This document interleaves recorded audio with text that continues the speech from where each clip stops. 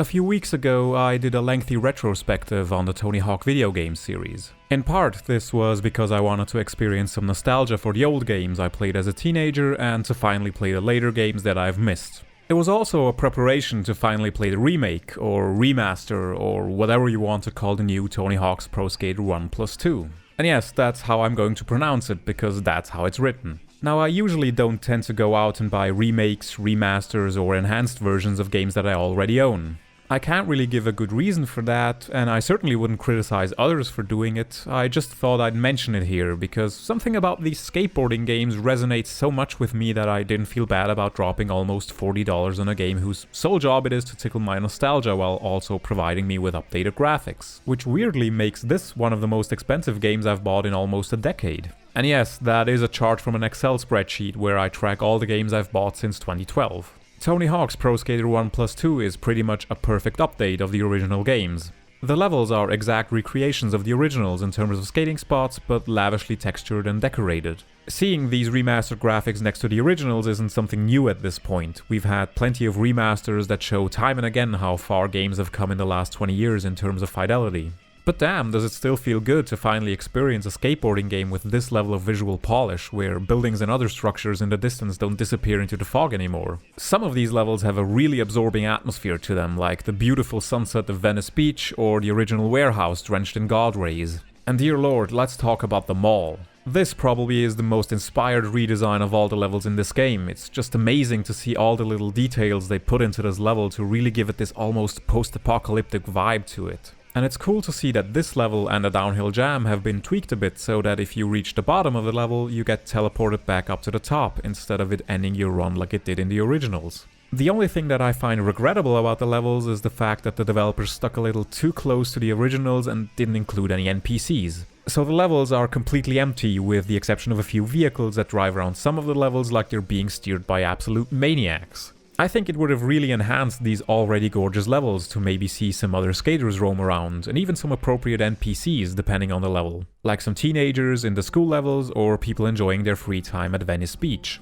What's also been updated from the first two games is the moveset. The gameplay includes pretty much everything from the early games up to the first Underground, so you can do reverts, spine transfers and wall plants, and that's pretty much all you need. And if that's not purist enough for you, you can even further restrict the controls down to only the moves you could execute in the originals, so no modifying grinds or manuals, and no double tapping buttons for alternate grabs and multiple flips. While the gameplay is mostly identical to that of the previous games, I feel like manuals and especially grinds are considerably easier to maintain in this version, so getting the high scores in each level is fairly easy. That's particularly the case because you can now switch between grinds, manuals and lip tricks really fast, so driving up the score multiplier becomes entirely trivial. But the rest of the gameplay feels very natural and largely identical to the earlier games in the series. Apparently, Vicarious Visions, the developers of this game, managed to get their hands on the original code written by Neversoft for their old titles, and they also consulted former employees who worked on those games.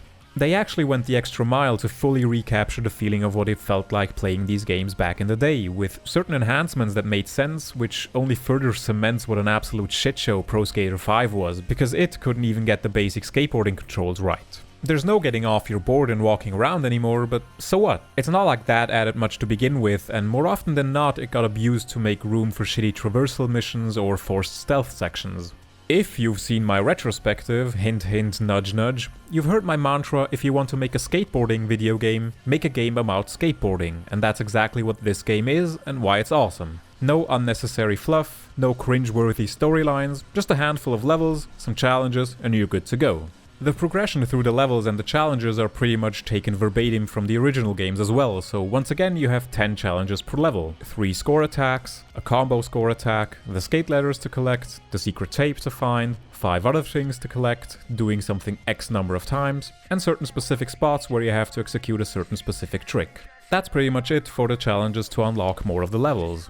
However, the developers did include a massive list of other challenges as well that mostly are there to unlock more cosmetic stuff like decks. There's also an in-game store where you can spend the money you earn from skateboarding on further cosmetic items for your characters as well as parts to use in the Create a Park mode. As of right now, there aren't any microtransactions in there, and I'd say if you invest a bit of time to unlock some of the stuff through leveling your character, completing challenges and buying stuff with the in-game money, you get quite a bit of content here to design your skater however you want. But speaking of those additional challenges, I would have liked it if their descriptions were a bit more verbose than a simple one-liner telling you what to do and where. Especially for the ones that task you with skating specific gaps, which are characterized by showing up in your combo list in blue text once you've successfully skated them. Some of their names don't really clue you in where you can find them, so even just a screenshot of the general area where they are would have been helpful. Another aspect about these challenges is that they're split up between all the different skaters, so if you really want to 100% complete the game, be prepared to do all these levels dozens of times, which isn't something I think I'll end up doing. I certainly had fun playing through both campaigns with my custom character, doing all the challenges to unlock Officer Dick, and finding the collectibles to unlock the alien, but I'm not certain that the game will continue to hold my interest for much longer. And that's kind of a shame. I mean, I understand that this is just a remaster of the first two games, and it absolutely achieves what it sets out to do, but I'm just not as enthusiastic about finding every single gap or clearing every last one of the 800 or so challenges in this game just to unlock some deck graphics. The game tries to have more replay value by offering online multiplayer though, but in my experience, barely half a year after release, it was incredibly hard to find other people to play with, and once you get into a game, there usually aren't that many players online, and there aren't that many modes available to play. And of those modes, many are just simple score attacks, so I can see how less experienced players would end up getting stomped into the ground by veterans of the series who can pull off massive combos in their sleep. I would have liked a greater emphasis on gameplay modes that focus on some interplay between players, because as it stands right now, most of these modes are just solo play that happens to have other players present. I'm glad it has a split screen mode though, so if you have friends over, you can at least relive those childhood memories of playing these games against your friends where you absolutely dominate them and then wonder why nobody ever wants to play against you again. Another feature that has been with the series for quite some time is the ability to create your own skate parks. This is actually where I would have thought the game would absolutely shine, because it could have been a prime candidate to include a fully featured and comprehensive creation tool to allow the community to create levels to share with each other online and massively extend the lifespan of the game. And while I really like the basic tools to create dynamic pipes and rails, unfortunately it doesn't feature any way to create your own custom gaps like previous games. It also doesn't give you the ability to set custom goals like placing the skate ladders or other challenges. It's unfortunate that the parks you can create are simply just that, parks where other people can skate, but not something that offers some kind of tangible challenge.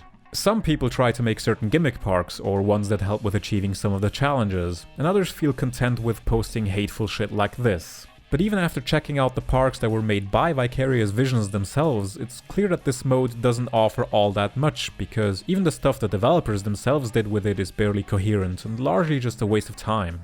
So while I applaud the inclusion of the Create a Park feature in principle, it's unfortunately not as robust and fleshed out as I would have liked it to be. One final thing that I find a bit unfortunate is, since they already went and did the first two games, that they didn't just go for the full hat trick and remaster the Pro Skater 3 levels as well, since it's basically the same formula as the first two. I don't want to complain too much about that though, because I feel the remastered first two games are fun enough on their own and can provide for a couple of hours of entertainment. But maybe we're just spoiled nowadays by these remastered collections for stuff like Crash Bandicoot and Spyro that include their entire respective trilogies in one neat package. And of course, Pro Skater 3 would have meant that they would have had to do all the NPCs of that game as well, since plenty of challenges in that game directly have to do with them. So that would have obviously added quite a bit of work to the project, but still, it would have been nice to see it included. But honestly, at this point I'm just nitpicking about certain nice-to-haves.